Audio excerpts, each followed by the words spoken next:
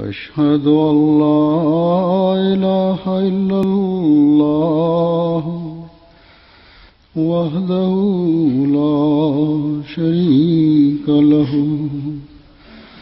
وأشهد أن محمدا عبده ورسوله أما بعد فأعوذ بالله من الشيطان الرجيم بسم الله الرحمن الرحيم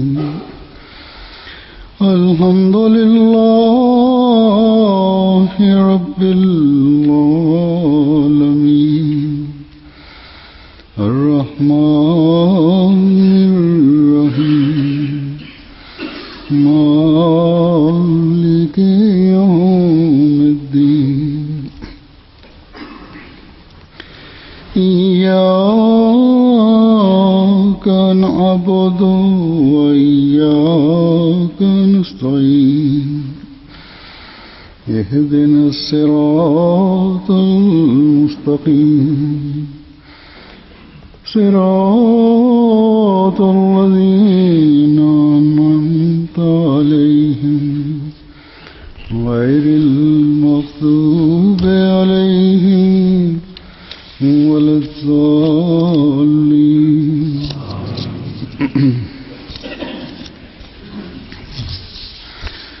خذ العفو وأمر بالعرف وأعرض عن الجاهلين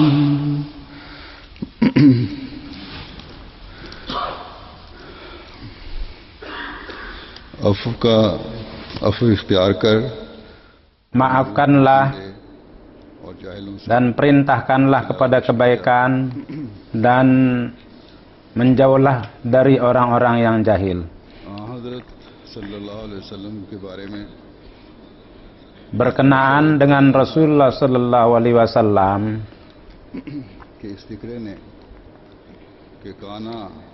fikrah, yakni sabda Hazrat Aisyah radhiyallahu taala anhu bahwa kana hulukuhul Quran, bahwa kehidupan beliau adalah merupakan gambaran daripada perintah-perintah Al-Quran. Akhlak Rasulullah yang tertinggi adalah menggambarkan sebuah lautan yang sangat luas, bahwa pergilah dan ditarilah mutiara di dalam samudera itu, dan apapun mutiara yang kamu cari di situ dalam samudera itu, kamu akan dapatkan di dalam akan terbukti kebenaran Rasulullah sallallahu alaihi wasallam. Inilah kedudukan khatamiyat, khatamun nubuat, yang wa atmamtu lakum dinakum wa atmamtu alaikum ni'mati, yang kita dapat di dalam firman Tuhan tadi. Jadi kesempurnaan agama dan sempurnanya nikmat adalah dengan menurunkan kitab yang terakhir kepada Rasulullah. Tuhan itu telah menyempurnakan di dalam diri beliau. Oleh karena itu, lebih dari beliau, siapa yang lebih banyak memahami kitab Tuhan ini, kitab ilahi ini, dan memahami akan kehendak ilahi itu. Kehidupan Rasulullah sallallahu alaihi wasallam, setiap segi, setiap angle, di mana itu merupakan tampilan daripada Al-Quran, di sana sesuai dengan perintah Allah Subhanahu wa taala untuk kita adalah merupakan contoh yang terbaik. Pada saat ini di hadapan saudara-saudara, saya akan menyampaikan sisi yang luas daripada kehidupan Rasulullah sallallahu alaihi wasallam. Ada beberapa sisi yang saya akan sampaikan, yang dimana di dalamnya untuk orang-orang yang berfitrat baik akan meningkatkan mereka dalam kecintaan kepada Rasulullah sallallahu alaihi wasallam, dan orang-orang munafik dari kekotoran orang munafik dengan memaafkan itu apa akhlak yang beliau perlihatkan, wa'arid anil jahilin, yakni akan jadi jelas fitrat orang-orang itu. जो खुल्क उसके बाद मैं बयान करना चाहता हूँ। Jadi akhlak-akhlak yang berkenaan dengan itu yang ingin saya sampaikan itu adalah afun, मसीह मौद अलैहिस्सलातु yakni sifat pemaaf. कि खुदा के Muqarrab Hazrat Masih Maud alaihissalatu wassalam bersabda bahwa orang-orang yang dekat dengan Tuhan itu banyak caci makian yang ditimpakan kepada mereka, mereka diganggu. Akan tetapi mereka diperintahkan untuk a'rid anil jahilin, yakni menghindarlah dari orang-orang jahil. Rasulullah manusia sempurna itu sendiri sangat disakiti dan dicerca dan kata-kata kotor dilontarkan kepada beliau. Tapi wujud yang penuh dengan akhlak mulia itu apa yang beliau lakukan? Beliau berdoa untuk mereka. कि जाहिलों से eras Dan karena Allah Subhanahu wa taala telah berjanji bahwa dia akan menjauh dari orang jahil, bahwa kami akan menyelamatkan jiwa kamu, dan orang-orang pasaran itu dia tidak akan dapat menyerang kamu. Oleh karena itu seperti itulah yang terjadi, bahwa Rasulullah sallallahu alaihi wasallam, para penentang Rasulullah sallallahu alaihi wasallam, mereka tidak bisa menghancurkan kehormatan beliau, dan mereka hina, mereka jatuh di hadapan beliau, atau mereka itu hancur di hadapan beliau. तो ये एक आम सी बात है, लेकिन मुसलसल Memang mengatakan ini mudah, tapi dengan kezaliman yang terus menerus, beliau sendiri dan para sahabat melihat para sahabat melewati itu, dan ketika datang kekuatan itu, maka जिसकी मिसाल mereka lalu memperlihatkan contoh yang sedemikian rupa, yang contohnya sejak dunia diciptakan kita tidak lihat contohnya. Ini merupakan keistimewaan Rasulullah SAW. Kemudian dalam melawan orang munafik dan orang-orang jahil, kesabaran dan ketabahan beliau ini bukanlah merupakan hal yang sederhana. तारीखदान हो Kalau orang yang melihat dengan mata yang adil, para sejarawan itu, kendati mereka merupakan penentang, mereka tidak akan bisa बेमिसाल menyembunyikan itu, bahwa contoh kesabaran dan pemaafan beliau tidak ada tandingnya. Dan orang-orang Kristen pun juga, sebagian orang musuh-musuh pun mengakui hal itu dan menulis itu. Kini saya akan menyebutkan beberapa peristiwa yang menyatakan tentang sifat afu yang sangat luhur dari Rasulullah SAW. वही बिन सलूल Pertama, Abdullah Ubay bin Sulul, saya akan ceritakan peristiwanya, yang merupakan pemimpin orang munafik. वसल्लम की इताअत Kendati dia itu adalah dalam itaat kepada Rasulullah SAW itu dia telah terima, tetapi करने का kepada zat Rasulullah SAW itu tidak ada sesuatu yang dia tinggalkan untuk menyerang Rasulullah dengan cara yang kotor. Dengan tinggal di Rasulullah, terus-terusan terjadi peristiwa yang seperti itu. Permusuhan pada dasarnya itu adalah bahwa Medina के लोग उसे sebelum hijrah Rasulullah SAW, dari orang-orang Madinah itu ingin membuat dia sebagai pemimpin, tetapi sudah kedatangan Rasulullah SAW ketika setiap kabilah dan mazhab dari pihak mereka itu sebagai kepala pemerintahan beliau diakui, maka orang ini, yakni Abdullah bin Sulul itu, secara zahir tidak menentang, tapi dari hatinya, dalam hatinya itu dia itu menentang, dan keperlawanan itu terus bertambah dan kebenciannya itu terus bertambah.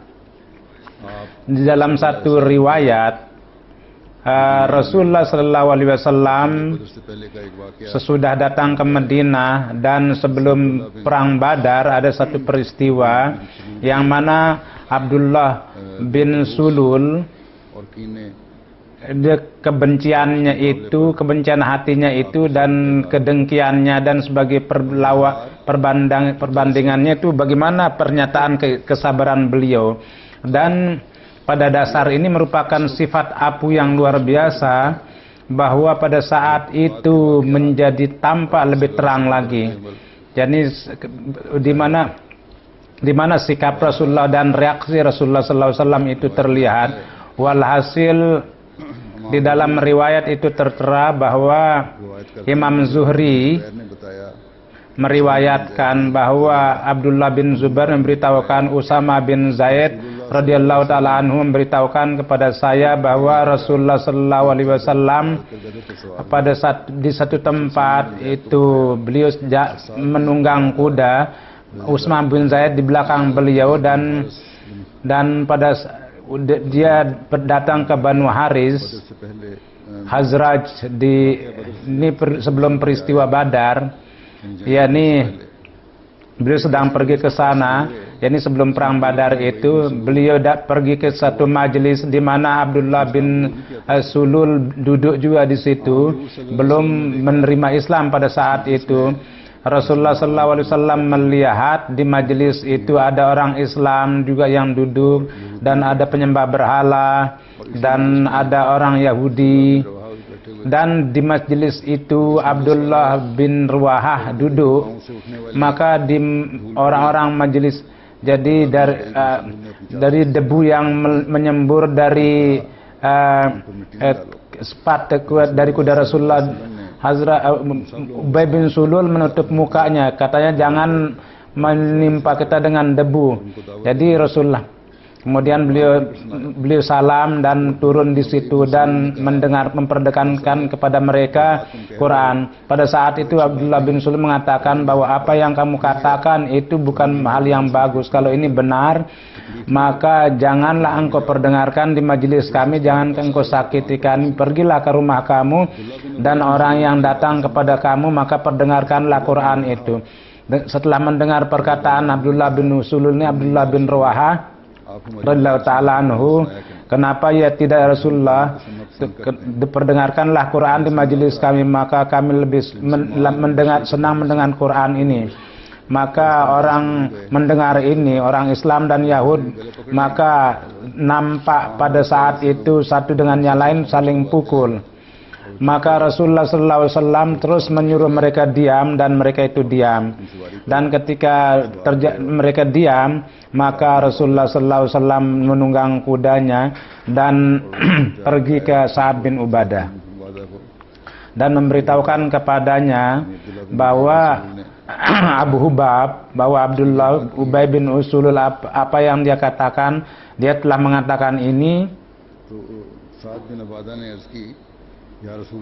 Maka saat Ubadah mengatakan bahwa ya Rasulullah, maafkanlah dia karena demi Allah yang telah menurunkan Al-Quran kepada Tuhan yang agung, Tuhan telah mengirim Tuhan dengan di orang-orang Medina ini telah memutuskan bahwa dia ingin menjadikan Sa'ad bin Sulul itu sebagai pemimpinnya dan menguatkan kaki tangannya. Dan ketika dengan keputusan Allah atas kebenaran telah diberikan kepada Tuhan, maka dia menjadi sakit hatinya. Oleh karena itu dia memperlakukan Tuhan dengan buruk.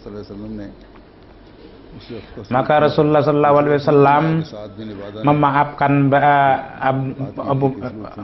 jadi bukan karena saat ibadah menyatakan itu, bahkan beliau dengan bahwa seperti inilah dia memperlakukan saya, tetapi walhasil saya akan terus memaafkan dia. Rasulullah sallallahu alaihi wasallam Rasulullah sallallahu dan para sahabat kepada orang musyrik, beliau terus memaafkan sebagaimana diperintahkan oleh Allah Subhanahu wa taala, dan kesakitan yang didapatkan dari mereka beliau selalu sabar. Tetapi ketika Abdullah bin Sulum, kendati dia itu sebagai orang Islam, maka cara-cara kemunafikannya dalam menyampaikan pesakitan kepada Rasulullah, dia tidak berhenti. Di dalam riwayat Jabir bin Abdullah meriwayatkan bahwa satu kali dia pergi satu peperangan, maka dari kalangan muhajir ada seorang memukul orang mujirim, maka orang Ansari dengan suara yang keras mengatakan, wahai Ansar, datanglah menolong saya. Maka ketika Muhajir itu melihat suasana itu menjadi keras, maka datanglah Muhajir menolong itu. Maka Rasulullah SAW mendengar suara itu, maka beliau menanya bahwa apa zaman jahiliyah yang kalian teriakkan ini. Maka Rasulullah SAW memberitahukan, ya Rasulullah, ada seorang Muhajir memukul orang Ansor. Maka Rasulullah SAW bersabda, tinggalkanlah seperti ini hal yang buruk. Jadi pada saat itu terjadi perkelahian, dan walhasil perkelahian itu mulai. Sesudah itu sampai mendengar Abdullah bin Sulul mendengar, maka dia mengatakan, orang Muhajir mengatakan ini, melakukan ini, demi Allah kalau kita kembali ke Madinah, maka orang yang terbaik di Madinah akan mengeluarkan orang yang terburuk. Kata-kata Abdullah bin Sulul sampai kepada Rasulullah SAW. Setelah mendengar ini, Hazrat Umar radhiyallahu taala anhu berdiri dan mengatakan, ya Rasulullah, izinkanlah saya akan memotong leher orang munafik itu. Maka mendengar kata Hazrat Umar itu, Hazrat Rasulullah bersabda, maafkanlah dia. Jangan-jangan orang akan mengatakan bahwa Muhammad sallallahu alaihi wasallam membunuh temannya. Kendati demikian, sedemikian rupa Rasulullah SAW mengatakan dia itu sebagai teman selama dia menzahirkan diri sebagai orang Islam. Di dalam riwayat didapatkan bahwa Rasulullah memanggil teman-temannya, bahwa ada masyhur bahwa apa yang terjadi. Maka semuanya mengatakan, semuanya ingkar. Dan ada orang Ansari pun juga, dia mengatakan bahwa mungkin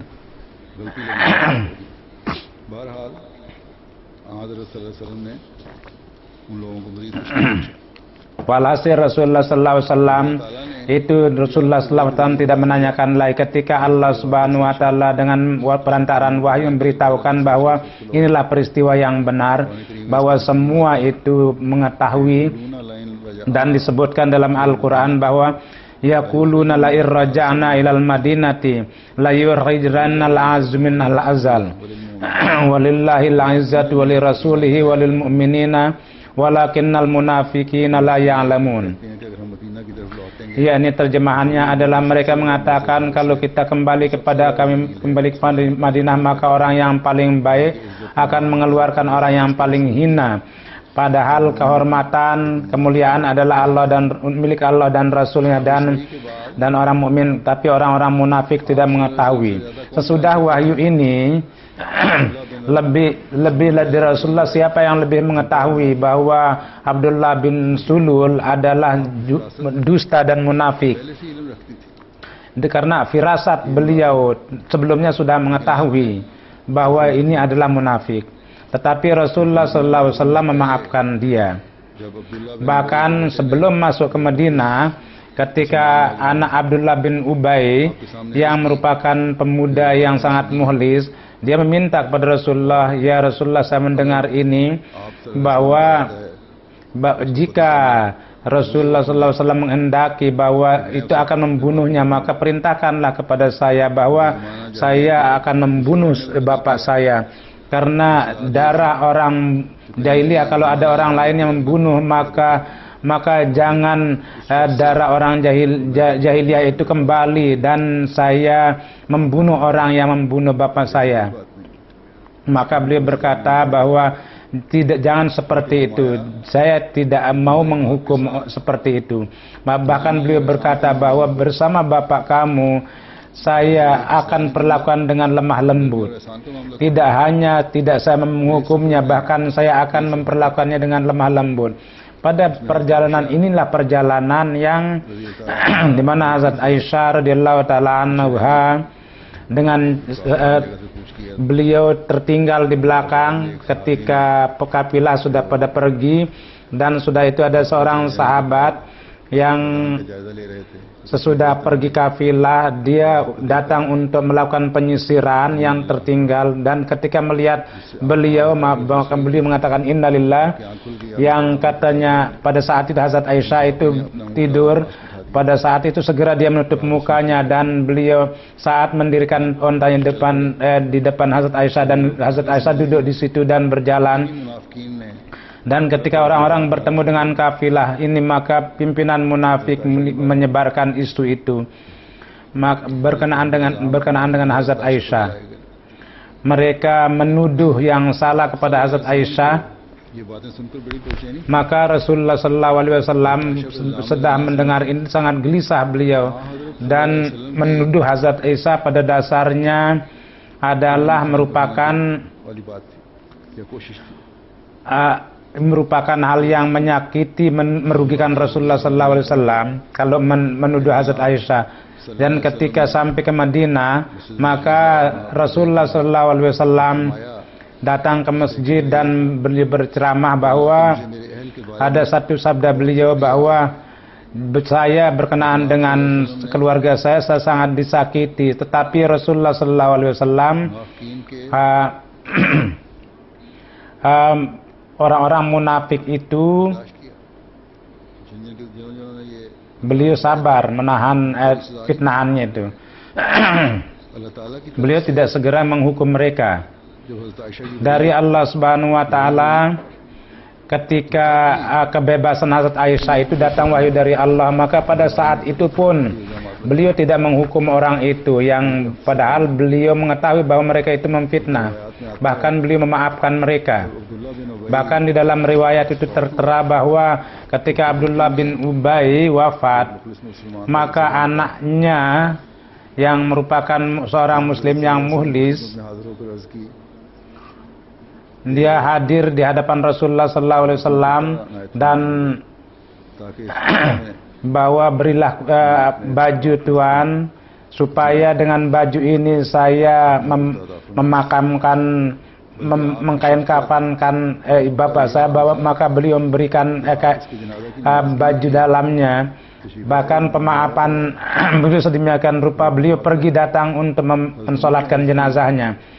Dan Hazrat Umar mengatakan, ya Rasulullah, Tuhan semuanya mengetahui bahwa semuanya tahu bahwa dia itu munafik, dan berkenaan dengan orang munafik bahwa kalau kamu 70 kali pun beristighfar, mintakan maaf, maka Tuhan tidak akan memaafkan, tidak ada pemaafan untuk mereka. Maka Rasulullah SAW bersabda bahwa Allah Subhanahu wa taala di dalam ini telah memberikan izin juga bahwa saya akan berusaha bahwa 70 kali lebih saya akan beristighfar untuknya, supaya kalau lebih dari itu maka saya akan minta maaf, maka dia akan Allah memaafkannya.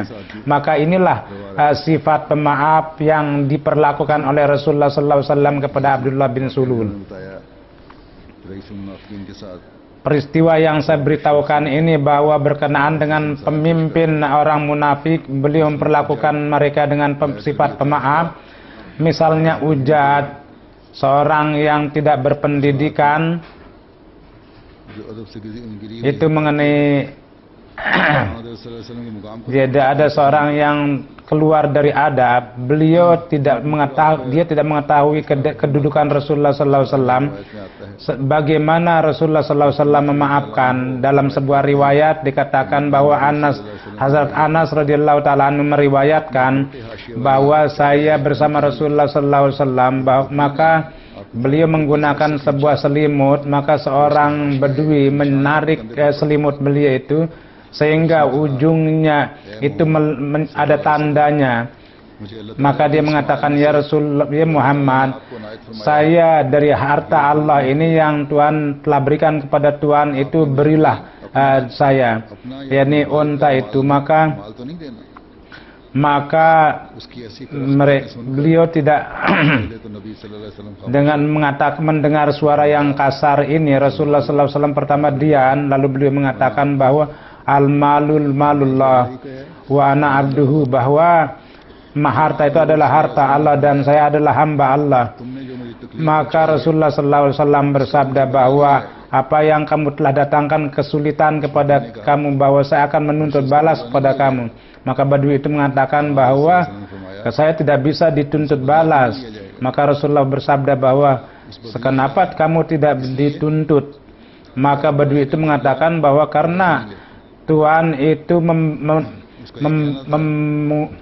mengganjar keburukan tidak dengan keburukan, bahwa maka Rasulullah sallallahu alaihi wasallam itu tertawa. Maka hal itulah ya, jadi sifat lemah lembut itu diketahui akan apa yang dalam diri. Jadi apa yang orang mau perlakukan, mereka dapat perlakukan kepada Rasulullah. Maka saat dari katanya dari onta itu yang kamu minta itu bawalah dan masukkanlah korma di situ. Dan Rasulullah sallallahu alaihi wasallam memberikan itu. Kemudian bagaimana kepada para penentang Islam, Rasulullah sallallahu alaihi wasallam apa perlakuan yang beliau berikan kepada mereka? Ada beberapa contohnya saya akan beritahukan. Bahwa Hazrat Anas radhiyallahu taala meriwayatkan bahwa ada 80 Quraisy Mekah kepada Rasulullah dan pada waktu sholat fajar, jadi ada mereka itu menyerang, mereka menghendaki bahwa Rasul ingin membunuh Rasulullah sallallahu alaihi wasallam, tapi mereka itu ditangkap. Maka sesudahnya Rasulullah sallallahu alaihi wasallam memaafkan mereka dan melepaskan mereka. Jadi apakah ada orang yang bisa mengemukakan contoh pemaaf ini? Jadi orang yang melakukan kezaliman itu beliau maafkan, yang mau menyerang itu dimaafkan, bahwa pergilah kalian, tidak ada hukuman untuk kalian. Kemudian ada sebuah riwayat, Hisan bin Zaid bin Anas meriwayatkan bahwa dari Anas bin Malik, saya mendengar bahwa satu kali seorang Yahudi lewat dari Rasulullah sallallahu alaihi wasallam dan dia mengatakan bukannya assalamualaikum, bahkan dia mengatakan assalamualaikum, bahwa kehancuran untukmu. Maka Rasulullah sallallahu alaihi wasallam mengatakan kepada para sahabat bahwa apakah kamu ketahui bahwa apa yang dia katakan? Maka Rasulullah sallallahu alaihi wasallam bersabda bahwa dia mengatakan assalamualaikum. Maka sahabat melihat gerakan Yahudi itu, maka dia menanya para sahabat ini, apakah kami tidak membunuh dia ya Rasulullah? Maka Rasulullah sallallahu alaihi wasallam bersabda bahwa janganlah kamu membunuhnya. Jadi ini pun juga diberikan satu pelajaran bahwa dengan kasih sayang saya itu bukan orang teman saya saja, tapi orang yang menganiaya saya pun saya perlakukan seperti itu. Hukuman hanya untuk orang-orang yang batas itu sudah ditentukan, hukum itu sudah kehukuman itu sudah ditentukan oleh Allah Subhanahu wa taala, dan yang sudah ada catatannya dalam Al-Qur'an, yang mana Allah Subhanahu wa taala telah memberitahukan kepada beliau bahwa beliau sallallahu alaihi wasallam dan para sahabat beliau, ada seorang Yahudiyah memasukkan meracuni Rasulullah sallallahu alaihi wasallam, dan kendati kezaliman sedemikian rupa beliau memaafkan. Para sahabat itu marah, kenapa Tuhan tidak membunuhnya? Beliau mengatakan tidak.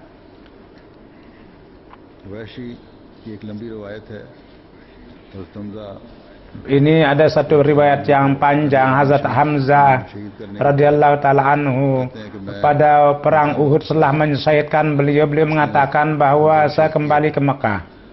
Maka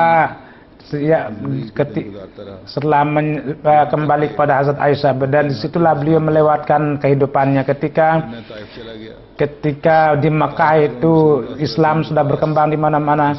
Maka orang-orang Taif mengirim wakilnya dan mengatakan kepada saya bahwa Rasulullah sallallahu alaihi wasallam dengan dia tidak akan menuntut balas kepada duta. Maka saya pun juga bersama duta Taif itu bersama-sama, sehingga saya hadir di hadapan Rasulullah sallallahu alaihi wasallam. Maka ketika Rasulullah sallallahu melihat saya, maka beliau bertanya, apakah kamu Wahsy? Saya mengatakan, ya saya Wahsy ya Rasulullah. Maka Rasulullah sallallahu alaihi wasallam bersabda bahwa kamukah yang membunuh Hamzah?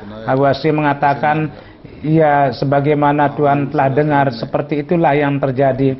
Maka Rasulullah sallallahu alaihi wasallam mengatakan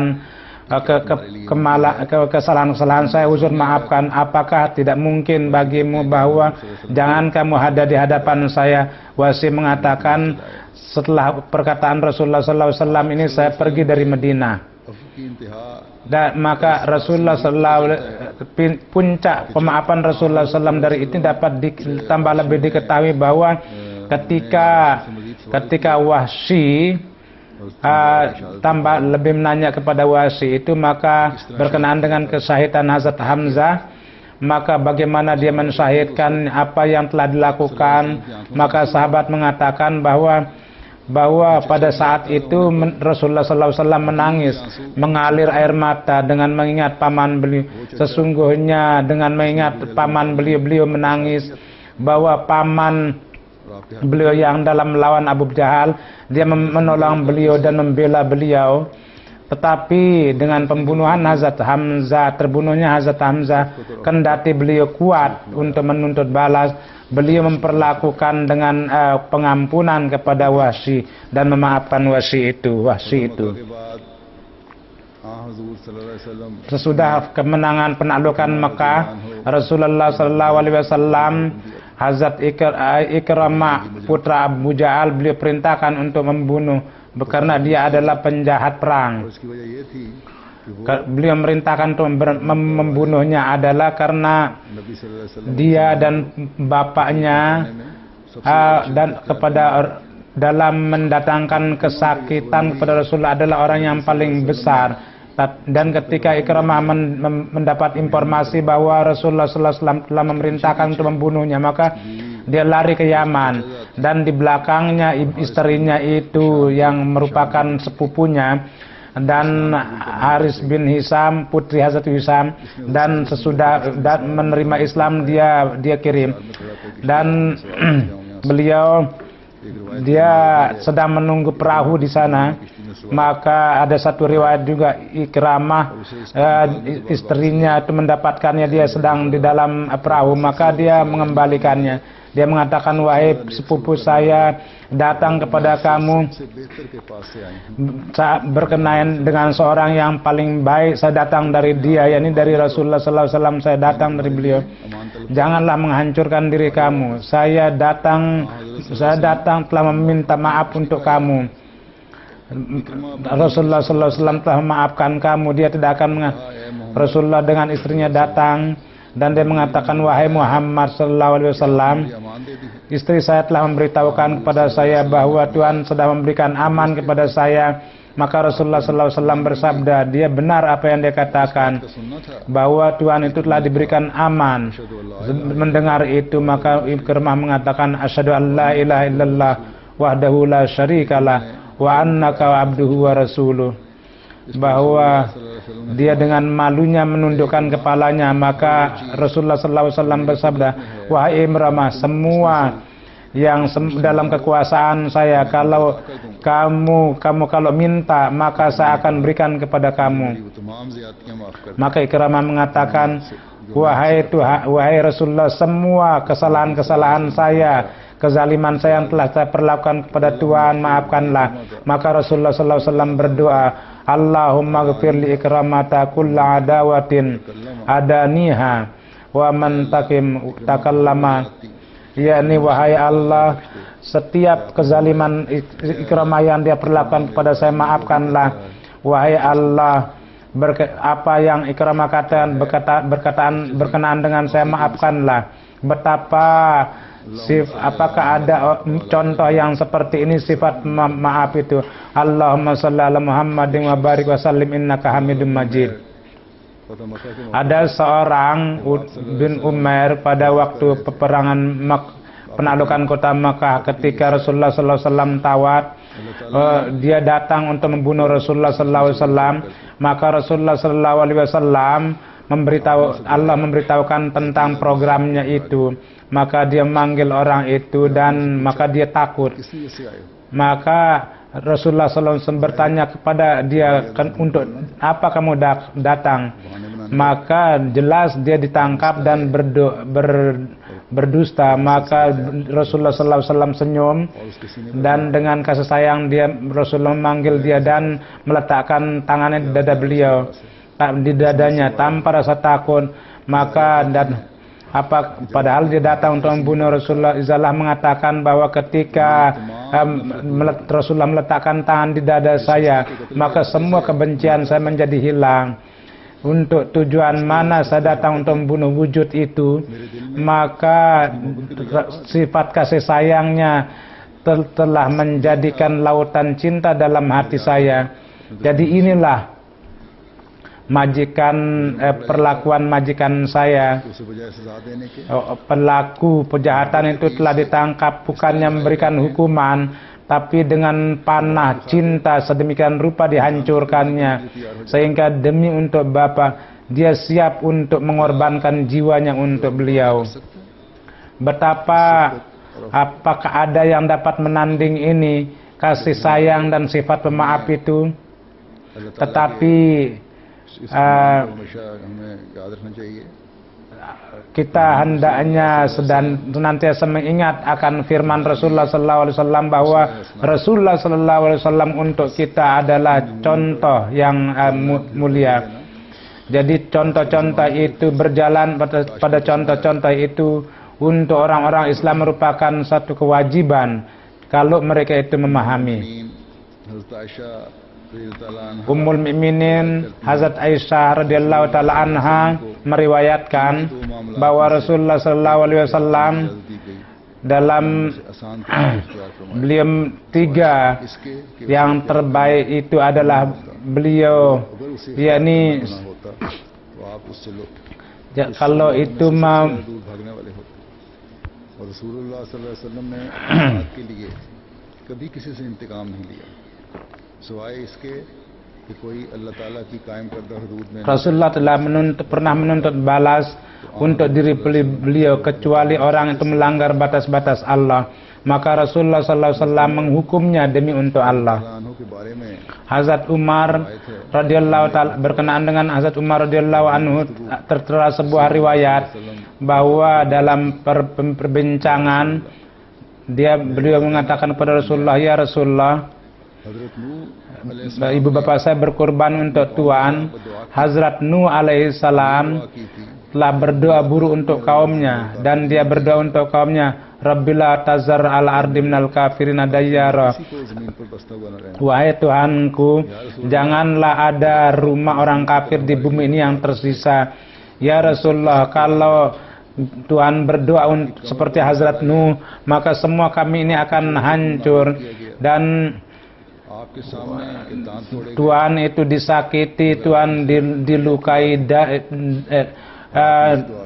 gigi Tuhan dipecahin, tapi Tuhan hanya memberikan dengan kebaikan. Allahumma gfirli qaumi fa innahum la ya'lamun. Wahai Tuhan, maafkanlah kaumku, sesungguhnya tidak mengetahui apa yang mereka sedang lakukan. Hazrat Masih Maud alaihi salatu wasallam bersabda bahwa Hazrat Hatamul Anbiya sallallahu alaihi wasallam setelah mendapatkan kemenangan yang luar biasa, dan ketika melihat lalu mereka memaafkannya, dan hanya beberapa orang yang dihukum, yang untuk menghukumnya dari Allah Subhanahu wa taala ada perintah yang khusus, dan kendati orang yang semuanya itu dimaafkan. La tasriba alaikumul yaum, beliau sabdakan, dan atas dasar sifat pemaaf itulah jadi yang tidak mungkin bagi orang-orang penentang, dan dengan melihat kejahatan mereka, seribuan manusia telah menerima Islam. Inilah sifat pemaaf yang Rasulullah SAW telah perlihatkan, kendati pada pandangan para penentang ini merupakan hal yang sangat sulit untuk memperlihatkan sifat maaf yang seperti itu. Tetapi ketika telah melihat sikap pemaaf ini apa dampaknya? Maka mereka itu menerima Islam. Kiranya orang-orang Islam dapat memahami ini, dan maka amanat Islam akan menjadi lebih maju, akan berlipat ganda. Kiranya orang-orang itu keluar dari cengkeraman para penentang itu dan merenungkan apa yang di hadapan kita yang telah diperlihatkan oleh majikan kita Rasulullah sallallahu alaihi wasallam. Mudah-mudahan Allah memberikan akal kepada mereka.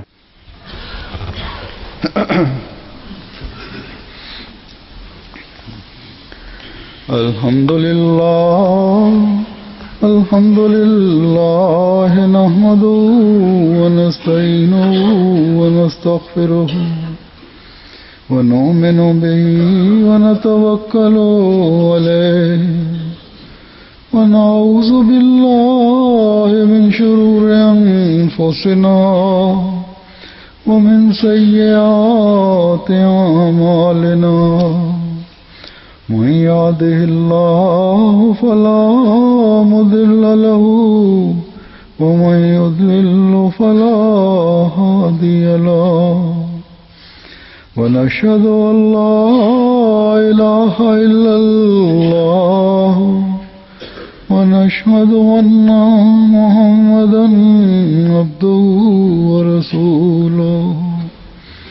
عباد الله رحمكم الله إن الله يأمر بالعدل والإحسان وإيتاء ذي القربى وينهى عن الفحشاء والمنكر والبغي يعظكم لعلكم تذكرون. اذكروا الله يذكركم وادعوه يستجب لكم ولذكر الله أكبر.